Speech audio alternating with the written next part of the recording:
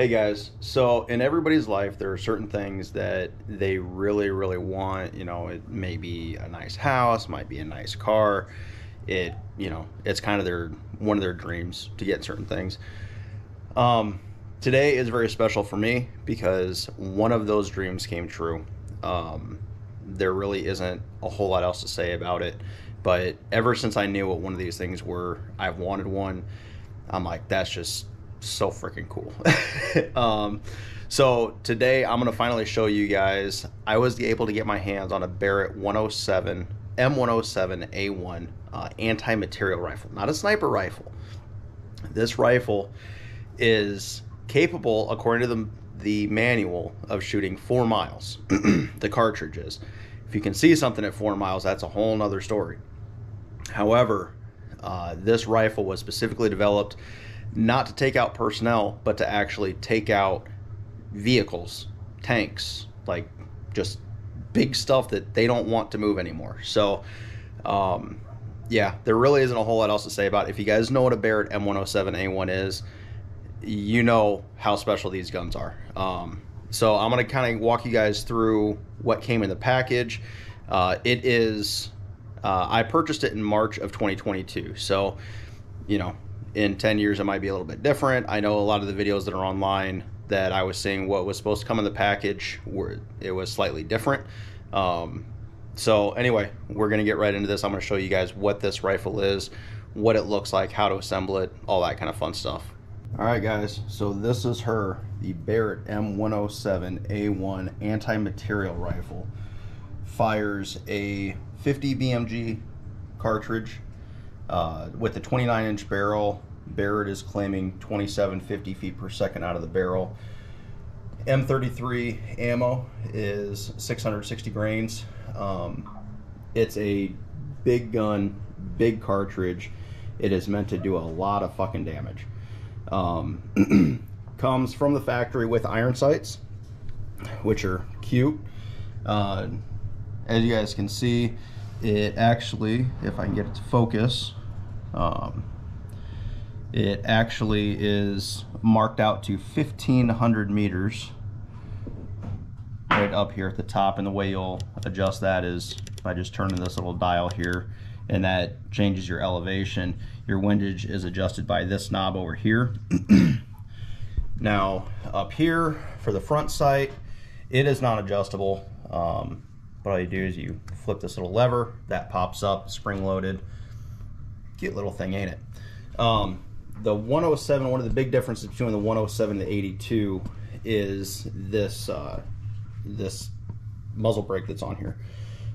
This is already set up. The entire rifle is specifically designed to be suppressor ready, specifically with the Barrett QDL suppressor, which one is on the way. I still got to wait for the whole ATF backlog, you know, processing paperwork, all that kind of fun stuff, and I'm sure I'll do a video on that once it comes out. So yeah, other than that, another big difference, this cheek rest, cheek pad, whatever, it is plastic. It is simply bolted on with 3 Torx head screws. Apparently with the 82, one of the things that they were noticing is that the paint that was on here, it wasn't the heat from the cartridge, but the heat from the paint sitting out in the sun or the cold, you know, obviously when you're in the winter. That metal wasn't the most comfortable thing to try and lay your face against. So they put that little piece of plastic on there. Apparently it's supposed to help.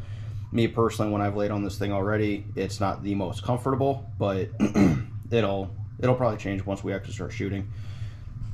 The other thing that's on here that you can see, this bolt carrier group, one of the things that happened when I was trying to do a little bit more research on this gun was that I was trying to figure out whether or not this charging handle was removable. It is not. It is actually, hopefully you guys can see this, it is actually welded directly onto the carrier. So because I know that there's going to be a bunch of people out there that I really don't give 2 shits about, look, yeah, it's empty, there's no ammo, you're fine, you're safe, deal with it. It also, the 107, just like the 82, Does come with just a standard A2 AR style hand grip. Nothing really special about that. This piece back here, your handhold, that is actually bolted onto a rail. There's actually a Picatinny rail. I haven't taken it off of there yet, but this will probably get replaced. It does come with a monopod, and I'll show you guys that here in a minute. A lot of what I've been reading is that the guys actually don't like the monopod for precision shooting. And honestly, we don't plan on using it a whole lot either. It's nice for general maintenance, but there's actually a caveat to that too that I'll show you guys in a little bit. The bipod that's on here, nice, strong, sturdy, looks very Soviet era-esque. These, like I said, this is March of 2022. I was reading that the 107s were supposed to come with spiked bipod feet. These are actually smooth, but it is removable. There is a little roll pin in there that you can pop out, slide on another shoe, you're good to go. Might have to look into what we can do about those as well. Just obviously that's dependent upon what scenario we're shooting in. So as far as being able to adjust those, it's fairly simple. You just raise up and it pops right down. Nothing really extravagant about that. In order to push it back, you can see there's little serrations. Hopefully you guys can see them anyway. Let's see. You can see there's little teeth in there, so you can pull it down without holding on to anything. However, in order to push it back, you actually need to, let me see if I can adjust my camera right here for you. You have to just push in this little button and it slides right back up in there. They say that it is removable by pulling out this pin, and so you just pull out this pin, and then this whole piece drops down. This piece here and this piece here are bolted into the lower receiver. I have tried removing it. It is a real pain in the ass. It is extremely tight. There are plastic bushings that you can see right inside of there, in between the metal mount and the actual pull pin. Those have a little shoulder right inside of here that go in between the bipod and the mounting bracket, and it makes it very tight. Kind of a pain in the ass to remove. In all honesty, I don't know why you would really want to or need to. The case is made to take this bipod, leave it on there, and still be able to store it in the case.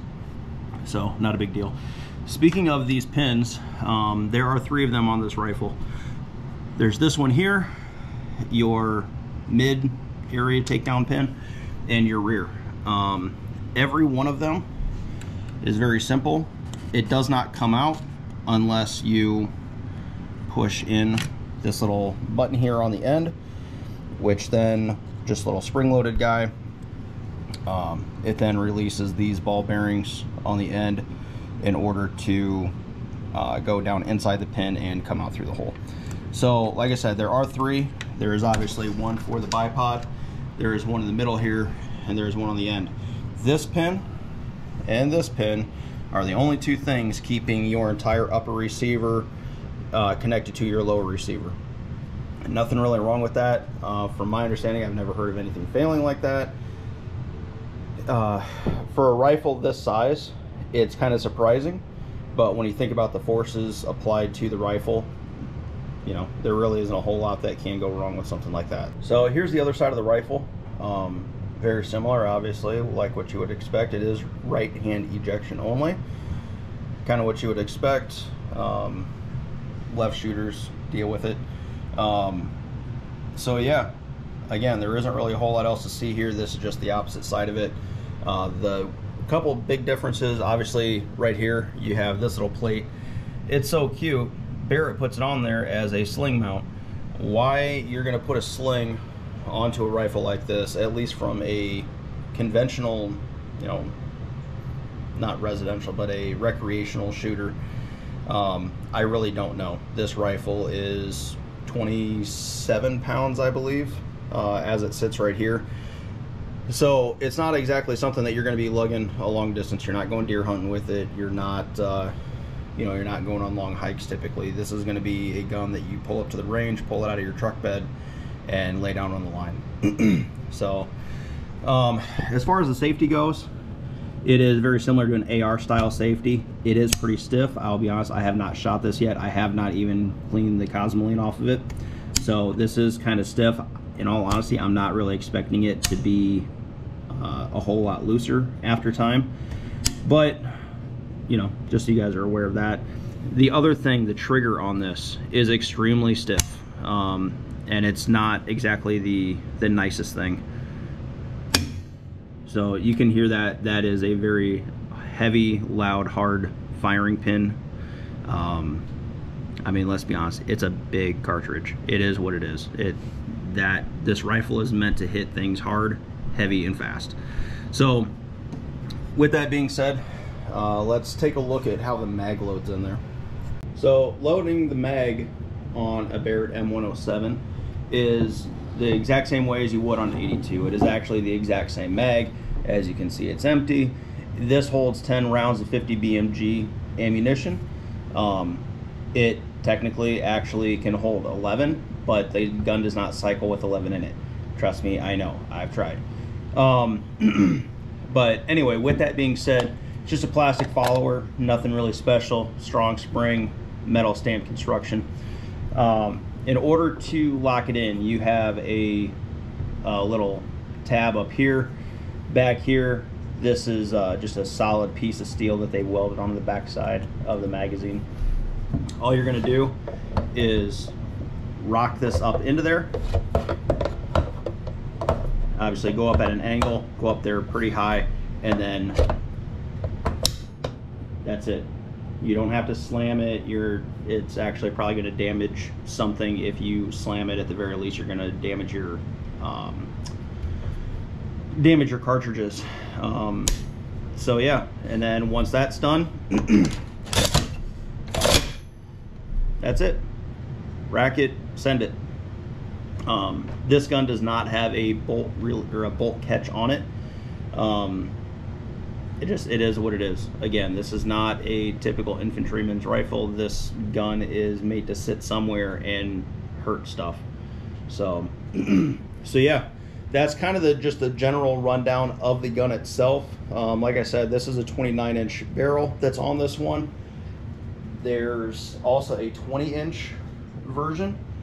There is also this is their titanium gray paint that they put on here. I believe, from my understanding, they just use gun coat. But the other thing I heard was that the FDE option, they do have a flat dark earth option. That, from my understanding, is actually a PVD coating, positive vapor deposition, that is supposed to be anti-friction. It's supposed to help reduce friction in the gun. I don't know that for a fact. That's just what I've heard. There is also a black option as well. This is just what was available, and in all honesty, I really like the gray, kind of the two-tone black and gray that's on there. We may end up painting it later. We may do something different, but for the time being, it's beautiful just the way it sits. So now let's take a look at what came in the case. So here is the case. It is a Pelican Storm case. Came with the gun straight from the factory. Really nice case. I'm personally not used to the Storm latches, but I'm actually not opposed to them. Real easy. All you got to do, you press in on the top of the little piece here, flip this out, and they come up. Rather than, you know, I know we've all dealt with some of those other latches before. I suppose I should probably get this one also. There are 5 latches on this case total. Real easy. Flip that open, and here is what is inside. So I'll go over all the paperwork here in a second, but it does come with 1 magazine, the bipod, the upper receiver. As you can tell, yes, this is a 29-inch barrel, but it is collapsed, and I'll go over more of that when we talk about how to actually assemble this rifle. The lower receiver with the bipod collapsed, facing towards the rear. And yeah, so that's it. It does come with the foam pre-cut. Does come, you know, basically as you see it here. really nice. The scope that we have picked out for this is a Callus 1050 IFT. We do not have the rings yet, so it's not mounted, but we're hoping that it fits inside of here. My guess, just gut instinct, tells me it doesn't. If that is the case, then we're going to be getting some more closed cell foam to basically rearrange this case a little bit more. They did try to glue it down. The glue did fail on it, so it's literally just sitting in there by friction right now. But we'll cross that bridge when we come to it, if and when we need to do that. It does also come with 2 more slots for magazines. I already took the foam out because I did get more magazines already. It also, we believe, this slot is pretty close to the size that we are hoping that the QDL suppressor is going to fit into. So it is a big gun. It requires a big can. Approximately 12.5 inches long, I believe, 2.5 inch diameter, and almost 5 pounds. I think it's like 4.88 pounds or something like that, just for the can. So we're thinking that we'll just be able to pull this piece out here. It is already pre-cut, pop it out, drop the can in there, and we'll be good to go. So yeah, that is the case. Now, as far as the paperwork goes, I was not able to find one of these locally. I did buy it off a gun broker. This was actually my first purchase off a gun broker, and I really didn't mind the process. All things considered, the government doesn't make it very easy to try and buy a gun anymore. Never really did in the first place, as far as I can remember, but I did go on to gun broker, bought it about as painlessly as you're going to be able to buy it. Put in a bid, won the bid, ended up getting an email, hey, congratulations, you won the bid, give us our money. Sent over the I actually paid for this on my debit card, so as soon as they did that, they also said, hey, we need to know where to send this thing to. You do, believe it or not, I don't care what the government says, you do have to send it to an FFL. You cannot just buy guns online and have them shipped to your house, no matter what anybody wants to think otherwise or try to say, you know, against that fact. So I did send it to my buddy, has an FFL, full gun shop, not just a friend sitting at a kitchen table, over in Holland. He was able to process this, send it to me, send me an email saying, hey, everything is good to go, come pick up your gun, get out of my warehouse, I've got enough stuff sitting here. So I went over there, paid the transfer fee, because obviously my buddy needs to make a little bit of money off of it. And I'll go through all the payments and everything. Was able to walk out of the store with it. Filled out the 4473, just like I would if I were to buy a gun, you know, at any other gun store. And yeah, walked out with it. So overall, it took, I want to say, about a week and a half after, you know, actually winning the bid. By the time the paperwork and everything went through, made sure that the payment went through. Recoil Gun Works is actually where I got it from. Sent this nice little patch. Thanks, guys. In here comes the warranty information for the rifle if I want to try and mail stuff in. I'm actually just going to register it online. Come with the information for the actual case, which is nice. Not really a whole lot to say about that. Same thing, more case information. NRA, if you want to join the NRA, I'm already a member, so I don't have to worry about that. The user manual. So in here, very simple, basic stuff. For the kind of gun, I'll be honest, it's kind of underwhelming. Let's be honest, right? If you're buying this kind of rifle, you already know, you know, at least the basics when it comes to, you know, firearm safety. It's not something you're going to go to Cabela's and go pick up off the shelf. They don't have these things in stock. You have to special order them, or you have to be shopping at a specialty store.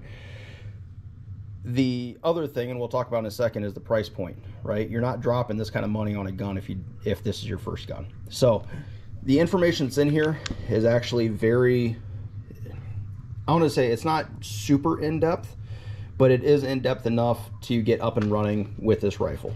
I would highly recommend doing more research. I've been looking at these guns now for years. This came out then, the M82 came out in 1982. The 107 came out in 2007. And it's one of those things where there's so much that these rifles can do that even Barrett wasn't fully aware of. you know, and a lot of it boils down to how the shooters are actually utilizing them. So with that, it goes through, you know, obviously the disassembly, the cleaning process, reassembly, safety procedures, how to load the mag, how to unload the mag, all that kind of fun stuff. So in all honesty, for a rifle this size, there's 32 pages in this manual. So kind of take that for what it's worth. So now the interesting thing, how much did we pay for this rifle? The rifle itself was $11,900, give or take, right? On top of that, shipping, $70. Honestly, it was a little bit less than I thought it was going to be, simply because shipping, according to FedEx, the shipping weight on this was 56 pounds. It is a big case, it is a big gun, it is heavy, so $70, very reasonable as far as I'm concerned. Uncle Sam needed their portion, so they have taxes, fees, $119. Gunbroker does charge 1% on all transactions, and the buyer is responsible for paying those. So that was $119, and then total payable out the door was $12,807.19. That's what I sent on my debit card over to Gunbroker. Or I'm sorry, over to Recoil Gunworks. After that, I still had a $40 transfer fee that I paid my buddy for the actual FFL transfer. And yeah, so that's where we're at now with this rifle. So out the door, true out the door, was about $12,900. So, you know, by the time you figured, you know, your gas time, whatever, to go actually take care of it. So yeah, for a $13,000 rifle, it's somewhat underwhelming until you understand what exactly this rifle is capable of. So hopefully that gives you guys a little bit more understanding of what actually comes in these boxes. I've got a few more videos coming up that I know we are going to be shooting, and yeah, hopefully we can answer some more questions. If you guys do have any questions, please let me know in the comments below. Be more than happy to try to answer them. Always looking for more video content, trying to put out there for you guys. This rifle, like I said, is not something that you're going to go pick up off the shelf. So it's kind of rare. It is a lot of fun to shoot. I have shot them in the past. And yeah, it's one of those things where, you know, if you guys can't afford one, I hope and pray that you guys are able to afford one day, if you guys can justify it. To me, it is worth every penny. And yeah, if you can't for whatever reason, hopefully you guys can live vicariously through this channel. So anyway, love you guys. Thank you very much for watching. And again, if you guys have any questions, feel free to let me know. Thanks.